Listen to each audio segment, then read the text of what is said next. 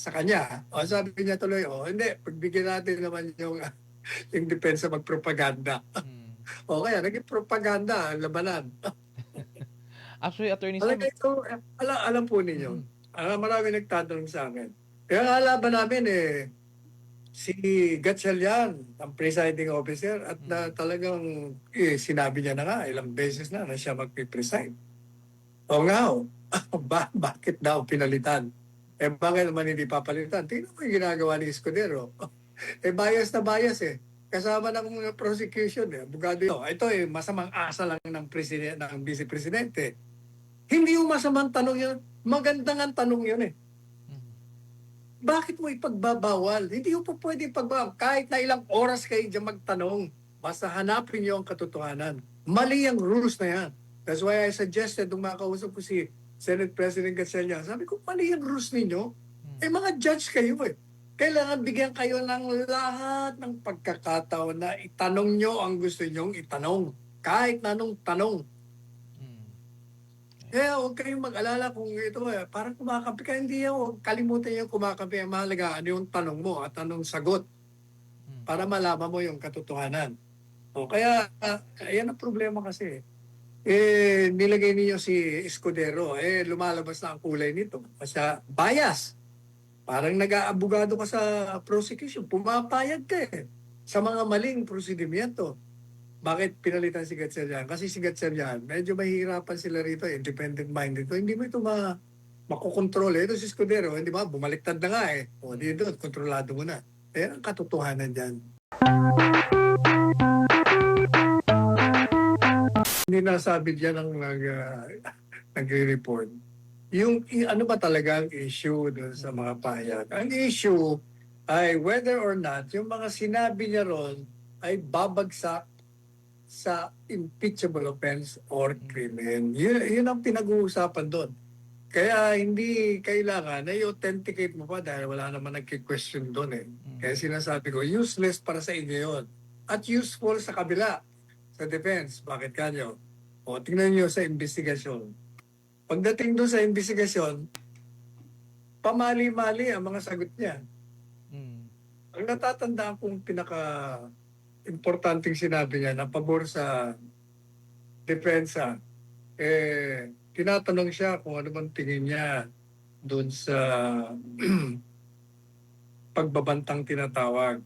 Ang unang sagot niya, Ang unang sagot niya, conditional. So, madali sabi, kung conditional, hindi threat. Pagkatapos, sa bandang uli, sabi niya, absolute threat daw. O kaya, useful yun kasi yung testigo mo, maliban pa sa yung kanyang pag-authenticate, hindi naman kailangan yon dahil wala namang nag-question sa authenticity ng video. Nagdadagdag pa siya ng impormasyon na makakasira sa prosecution. Pangalawa, gaya ng sinabi na po natin ng isang itong presiding officer, pinapakita niya yung kulay niya. Kung hindi man ang kulay niya, ang kawalan niya ng kaalaman sa procedure bilang presiding officer. Kasi pinayagan niya na magpropaganda ang prosecution. Kasi yung sa trial, sa paglilitis, kinakailangan ang pamamaraan ng pagpapatunay mo ng iyong akusasyon ay sa pamamagitan ng testigo at hindi yung sa pamamagitan ng pagtatalumpati. Itong abogado, palibasa, pagkakataon niya na makilala siya. Puro paporma ang ginawa niya. Puro talumpati, puro paninira. Tapos objection ng object kahit na wala namang basis ang objection niya. Kasi nakatutok ang camera sa kanya. Kailangan pagpakitang gila siya, palagi ang mukha niya nasa screen. Yan. Yan ang nangyari kaya sinabi ko. Akala ko nanonood ako ng impeachment trial. Yung pala propaganda proceeding pala yung pinapanood ko. Ito naman si presiding officer, si Escudero. Aba, nag-object na nga depensa, mali po yan hindi naman tama yung gagawin niya at magtatalumpati ba yan dito. Sabi ni Escudero, hindi, pakinggan muna natin, saka ako magruruling. Kung dapat na, hindi karapat dapat yung mga sinasabi niya, tinamaan ka ng magaling. Tinarinig na ng buong bansa. Kaya nga narinig ng buong bansa. Saka ka magruruling. Kaya ngayon, siguro nakita niyo yung kamalian niya kasi may nagpuna sa kanya. O sabi niya tuloy, hindi, pagbigyan natin naman yung depensa magpropaganda. Mm. O kaya, naging propaganda ang labanan. Actually, Attorney Alam Sam, ito, alam po ninyo, mm, marami nagtatanong sa akin.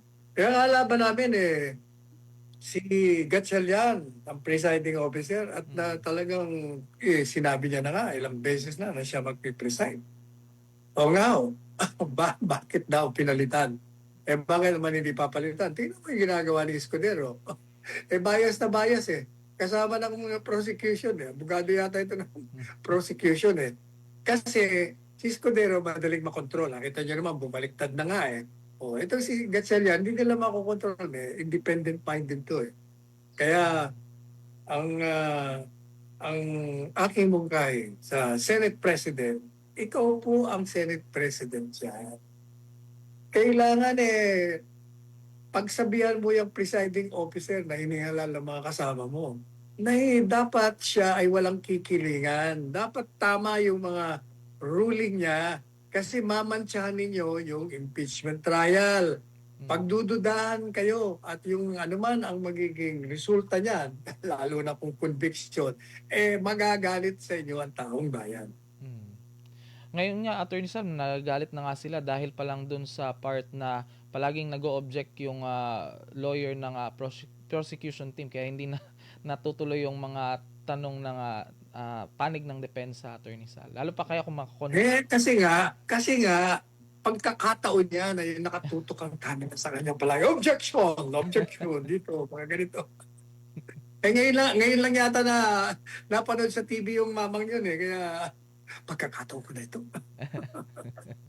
Unang-una, hindi siya dapat talaga presiding officer. Masyado siyang bias. Tingnan mo, yung sinasabi niya, i-delete ko man.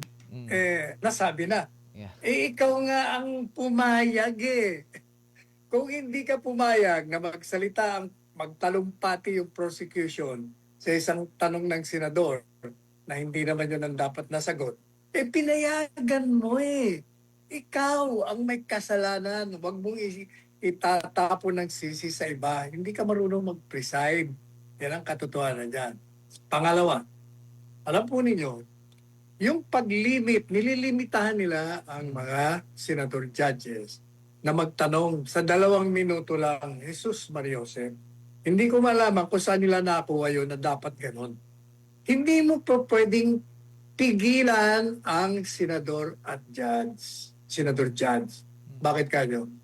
Mga huwes kayo Hindi ho ba, tingnan nyo bibigyan ko kayo ng halimbawa. Sa Supreme Court, hindi ba kadalasan, hindi naman kadalasan, may mga lumalabas na hearing sa Supreme Court. 15 sila. Nakakita na ba kayo doon sa isang justice na nagtatanong na nilimit niya ang sarili niya sa 2 minuto? Umaabot pa nga ng kalahating oras ng pagtatanong Bakit? Kasi kailangan na dapat ang bawat judge senador ay magtanong kayo para hanapin yung katotohanan. Hindi kayo dapat pigilan. Whether ang tanong nyo, kasi sinasabi niya, hindi, baka ang tanong mo magpe-prejudice. Hindi. Kahit na ang tanong mo na parang lumilinya kang kakampi ng prosecution o kampi ng defense, okay lang yan. Kasi naririyan naman ang bawat panig na po pwedeng sumagot sa mga tanong mo at sabihin na, teka pero hindi naman masama like yung si Ontiveros. Hindi yung totoo na gaya ng obserbasyon ng isang senadora na yung tanong na yun mali. Kasi ang tanong niya, ang ganda nga ng tanong niya. Ang tanong niya, hindi niyo naman naprobahan na nagkontrata ng assassin. So, ano ito? Ano itong presentasyon mo? Ito ba ang testigo ito? Magpapatunay ba ito na meron ngang pagbabanta? Na ito ay isang impeachable offense? O ito ba, ano ba ito? Ito ay masamang asa lang ng president, ng vice presidente. Hindi yung masamang tanong yun. Magandang ang tanong yun Bakit mo ipagbabawal? Hindi yung po pwede ipagbawal. Kahit na ilang oras kayo dyan magtanong, basta hanapin niyo ang katotohanan. Mali ang rules na yan. That's why I suggested nung makausap ko si Senate President Gatchalian, sabi ko, mali ang rules ninyo. Mga judge kayo Kailangan bigyan kayo ng lahat ng pagkakataon na itanong nyo ang gusto nyong itanong. Kahit anong tanong. Mm. Kaya huwag kayong mag-alala kung ito, parang kumakampi ka. Hindi yan, huwag kalimutan yung kumakampi. Ang mahalaga, ano yung tanong mo at anong sagot Mm. para malaman mo yung katotohanan. O kaya, yan ang problema kasi. Nilagay niyo si Escudero, lumalabas na ang kulay nito. Kasi bias. Parang nag-aabogado ka sa prosecution. Pumapayag ka sa mga maling prosedimento. Bakit pinalitan si Gatchalian? Kasi si Gatchalian, medyo mahihirapan sila rito, independent-minded. Hindi mo ito makokontrol. Ito si Escudero, hindi ba? Bumaliktad na nga O dito, kontrolado mo na. Ang katotohanan dyan. Ayan. Unang-una, ano ba pinag-uusapan nila ng dokumento? Sabi ko nga, Mm. hindi nga mahalaga yung useless nga yung testigo kahit ano pang mga tanong mo doon o whatever. Mm. Kaugnay doon sa authenticity, wala yun. Kasi wala naman nag-question ng authenticity nga Bakit mo puprobahan na authentic yan? Authentic ito. Wala. Meron ba nag-question na hindi nangyari yun? Kaya na sinabi ko, ang tanong lang doon, yung bang mga pahayag niya ay sapat upang maging batayan sa isang impeachable offense o isang krimen. Yun ang tanong doon ito naman si Lacson. Mm. Talaga kahit kailan talagang pasaway ito Sinabi na nga ng saligang batas. Hindi dahil sinabi ni Escudero. Kaya nga, di ba, tanong sa akin ng isang anchor Mm. ikaw ba sumasang-ayon kay Escudero na 16 lang ang botong kailangan? Sabi ko, hindi ako sumasang-ayon. Sumasang-ayon siya sa akin dahil nauna ako sa kanya, matagal ko nang sinasabi yan. At hindi ako nagsasabi noon. At hindi rin siya nagsasabi noon. Ang nagsasabing 16 ang kailangan na yung konstitusyon na kailangan 16 ang boto, 2/3 noong lahat ng mga senador. Itong sinakson, gusto nila babaan yung pundasyon, hindi na 24 kasi nakakulong na yung dalawa. Kaya kailangan babaan na rin. Hindi na dapat 16. Ang gusto nila, gawin na lang 12, 14. Basta gusto nila babaan kasi nahihirapan sila doon sa 16. 2/3. Gaya po ng paulit-ulit na natin sinabi sa programa natin. 3 lamang ang kalakaran kung paano mo mababawasan yung 24. Number 1, mamamatay ang senador. Number 2, tatanggalin ang senador, in-expel. Number 3, kung siya ay nagbitiw sa tungkulin bilang senador. So pag yung 3 kalakaran na yun nangyari sa sa sino man sa mga senador, mababawasan yung 24. O kaya yung 2/3 mo, mababago na. Pero dahil hindi naman, nakakulong lang, pero nandiyan pa siya, 24 pa rin.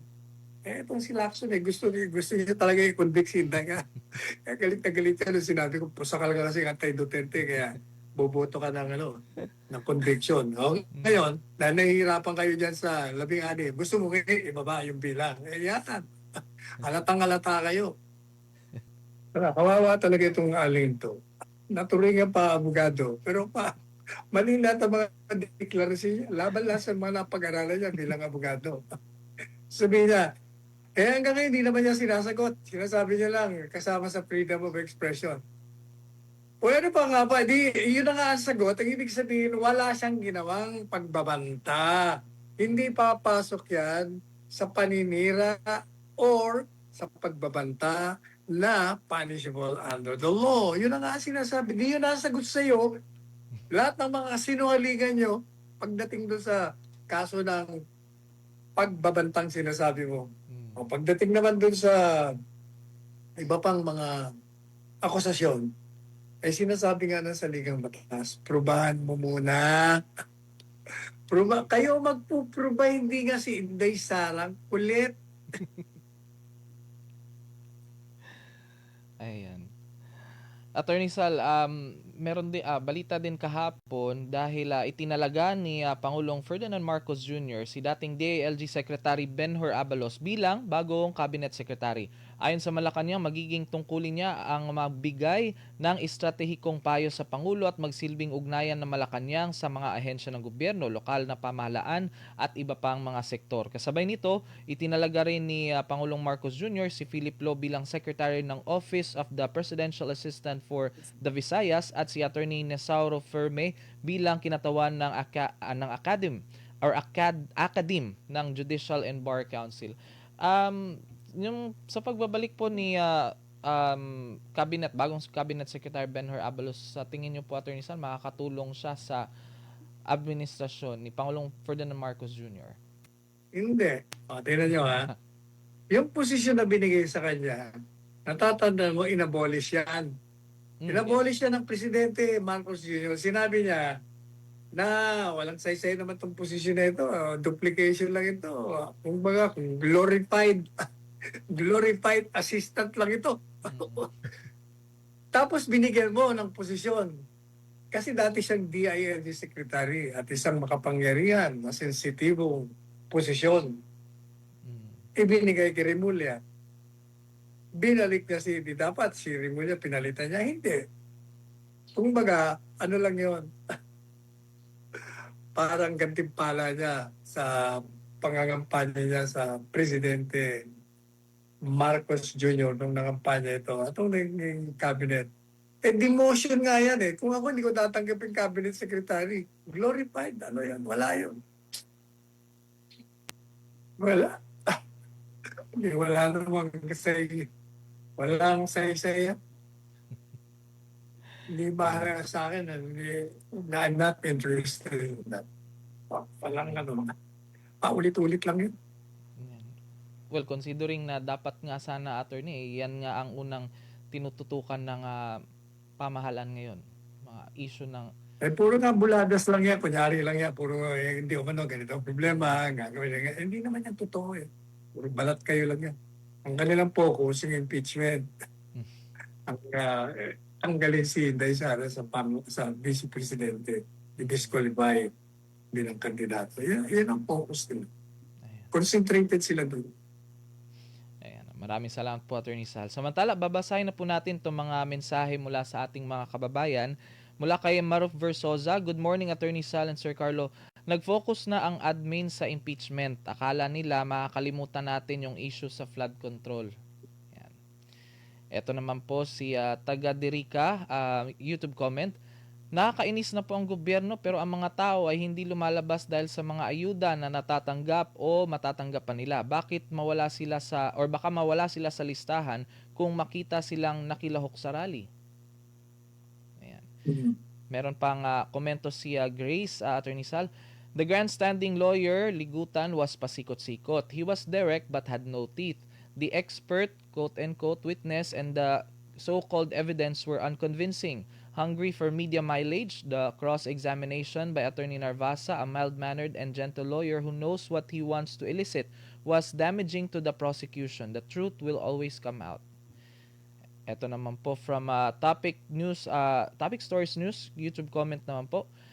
Sunog na sunog ang witness mula sa pag-claim na scientific expert tapos naging software operator. Biro mo, nag-training lang sa commercial vendor na nagbebenta ng produkto at nagtuturo kung paano ito gamitin. Hindi naman sila forensic institution. Ano ba yan? Sana flood control na lang ang tinutukan. Sayang ang pera ng bayan or sa isang bagay na obvious na walang kwenta. Yan po. Meron pa pong komento dito si Martin Mansibang. Sa may isip at malawak na pag-unawa at sa may malawak na pagkakaintindi sa mga sinabi ng buting Vice President Sara Duterte, simpleng-simple lang ito. Ang sabi ni VP Sara, kung siya ay mapapatay, kayo na ang bahalang gumanti sa papatay sa kanya. Kayo kaya, kapag may nagbanta sa buhay nyo, hindi ba kayo magbibilin tungkol sa inyong buhay sa mga kakausapin nyo? Nakikinig ito sa akin. Ayan. Yun ang linya ko. Saka nga pala, bago ko makalimutan, Yes, Attorney. yung sinasabing bloodbath, yes po. ang ibig sabihin lang naman ni Inday Sara, madugo yung impeachment kasi madugo ang mga kasinungalingan nyo. Pero hindi nyo ako maibabaon sa kasinungalingan nyo. Tatayo at tatayo ako. Yun ang ibig sabihin niya. Yeah. And well, everyone is watching din, Attorney Sal. Kaya kahit na minsan na yung mga ibang kababayan natin nagsasabi na it's just a waste of time, effort, saka yung pondo ng gobyerno, pero tinututukan pa rin nila ito, attorney. Ito naman po from Delmar. Naku, may komento si Delmar sa iyo, Attorney Sal. Attorney Panelo, kung puro ka puna, bakit hindi na lang ikaw ang naging abogado ni VP? Lahat na lang pinupunahan mo. Lumalabas tuloy na ikaw ang pinakamagaling. Kinokontra mo nga ang grupo ni Attorney. Ngayon naman, pinupulaan mo rin ang defense team. Ano ka ba talaga? Unang-una, hindi na ako kailangan ako mag-abogado sa mga Duterte. Kalabisan na eh. Wala na akong ginawa ever since nag-aabogado na ako sa kanila. Mm. Hayaan nyo na yung mga ibang abogado ang maging official defense team niya. Pangalawa, ang trabaho natin ngayon dito sa ating programa, pupunahin mo yung mali. Di ba sinabi ko rin sa inyo, pag mali ka, kahit kakampi kita, mali ka, pupunahin kita. Kahit na ikaw ay kalaban, kung tama ka, tama ka. Kaya makinig kayong maigi. Nasanay kasi kayo na pagkakampi, lahat kahit na mali, kakampi. Hindi po pwede yan. Hindi tayo unlad, hindi tayo mababangon sa kinakasadlakan natin putik. Sa tagal ng pakikinig mo, hanggang ngayon, hindi mo pa alam kung ano ang diskarte ng programa ito. Ayan, Attorney Sal. Baka nag-ano lang siya. Ito naman from Karen May Plato, parang in a positive way naman ito, Attorney. Dapat si Attorney Panelo ang isa sa ginawang miyembro ng defense panel. Hindi lang ako kailangan yon kasi tayo, kaya,